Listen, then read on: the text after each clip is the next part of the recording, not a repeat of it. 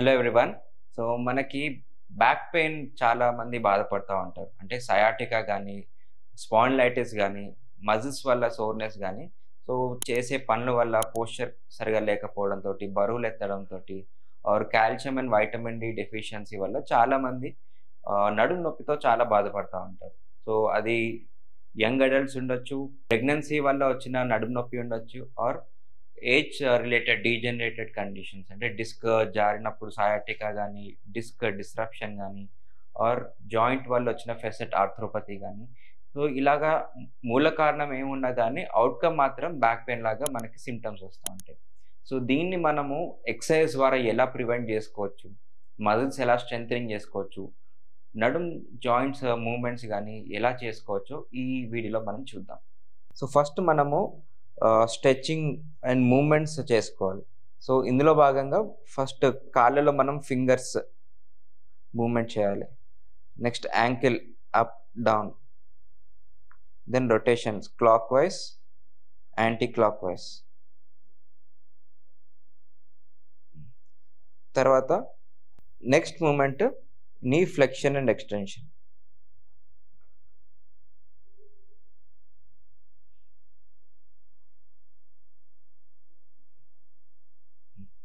Next hip movements. Up, down, up, down.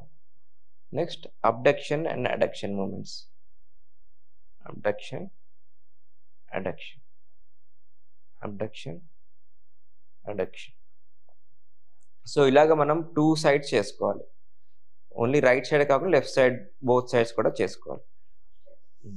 Next stretching movements చూసుకుందాం. So first నీ to chest movements. Single నీ ఇలాగా. Opposite leg స్ట్రెయిట్‌గా పెట్టుకొని మూవ్‌మెంట్ చేయకుండా ఈ సింగిల్ నీ మాత్రమే నీ టు చెస్ట్ పొజిషన్ చేసుకోవాలి.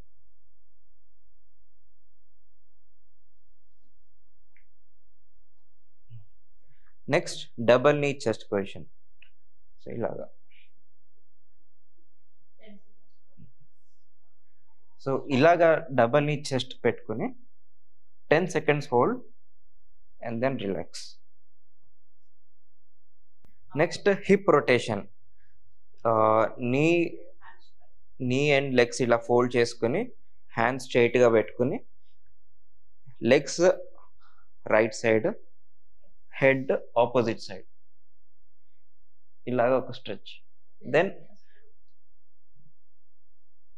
సో ఇలాగ మనము 10 సెకండ్స్ హోల్డ్ చేసుకోవాలి. Next opposite side.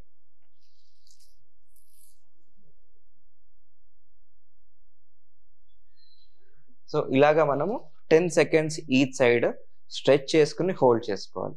So next exercises మనకి స్ట్రెచింగ్ అంటే బ్యాక్ థై మజిల్స్ కానీ, కాఫ్ మజిల్స్ కానీ ఎక్కడైతే సయాటికా లాగా సింప్టమ్స్ వచ్చి స్ప్రెడ్ అవుతుందో ఆ మజిల్స్ అన్నీ ఇవి రిలాక్స్ అవుతాయి అన్నమాట.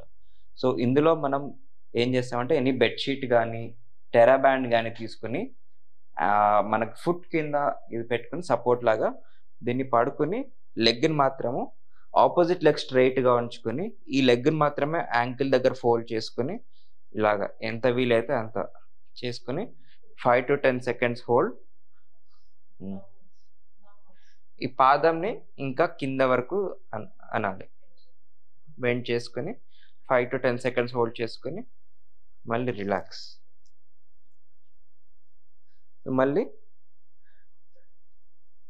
ఆపోజిట్ సైడ్ కింద ఫ్లాట్ చేసుకొని రైట్ సైడ్ లెగ్‌ని పైకెత్తి యాంకిల్ మాత్రం డౌన్‌వర్డ్ ప్రెషర్ పెట్టాలి.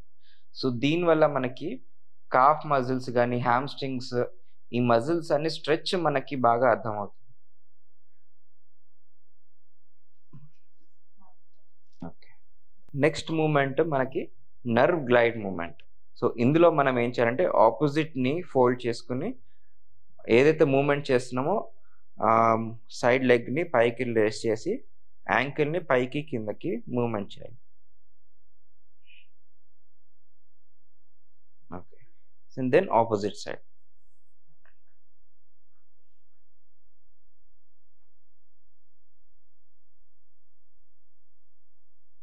ఓకే. నెక్స్ట్ పెల్విక్ మజిల్స్ కానీ బ్యాక్ మజిల్స్ స్ట్రెంథనింగ్ కోసం గ్లూట్ రైజెస్ కానీ బ్యాక్ మజిల్స్ స్ట్రెంథనింగ్ ఎక్సర్సైజ్ చేద్దాం. గ్లూట్ బ్రిడ్జెస్లో మనము 2 లెగ్స్ ఫోల్డ్ చేసుకుని పెల్విక్ మజిల్స్ని బటక్స్ని పైకి ఎత్తి 5 to 10 సెకండ్స్ హోల్డ్ చేసి మళ్ళీ relax. Again 5 to 10 seconds hold and relax. So ఇలాగా మనము అట్లీస్ట్ 10 టైమ్స్ చేసుకుంటూ ఉండాలి. నెక్స్ట్ వచ్చేసి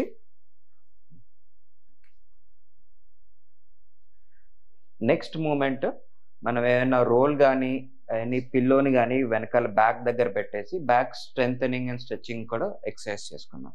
సో ఇందులో కూడా మనము లెగ్స్ ఫోల్డ్ చేసుకుని మన బ్యాక్ కింద ఒక పిల్లో కానీ రోల్ పెట్టుకుని ఇలాగా పడుకుని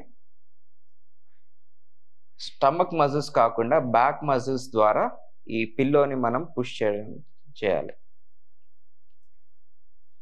ఇలాగా 5 to 10 seconds hold and then relax. Again pressure అంతా మనం బ్యాక్ సైడ్ మజిల్స్ నుంచే ఇవ్వాలి. పొట్ట మీద నుంచి ప్రెషర్ కాకుండా బ్యాక్ మజిల్స్ ద్వారా ప్రెషర్ ఇచ్చి ఇలాగ 5 to 10 seconds hold and relax. So ఈ ఎక్సర్సైజ్ ద్వారా మనకి బ్యాక్ మజిల్స్ స్ట్రెంథనింగ్ ఉంటుంది, స్ట్రెచ్చింగ్ ఉంటుంది. బ్యాక్ పెయిన్ నుంచి చాలా ఈజీగా బయటపడతాం. ఎటువంటి మందులు కానీ ఇంజెక్షన్స్ కానీ సర్జరీ వరకు వెళ్ళకుండా స్టార్టింగ్ స్టేజ్లోనే మనకి బ్యాక్ పెయిన్ వచ్చినప్పుడు ఇలాగ ప్రివెన్షన్ ఫిజియోథెరపీ ఎక్సర్సైజ్ ద్వారా స్ట్రెంథనింగ్ అండ్ స్ట్రెచ్చింగ్ ఎక్సర్సైజ్ ద్వారా మనకి బ్యాక్ పెయిన్ నుంచి పర్మనెంట్ సొల్యూషనే వస్తుంది.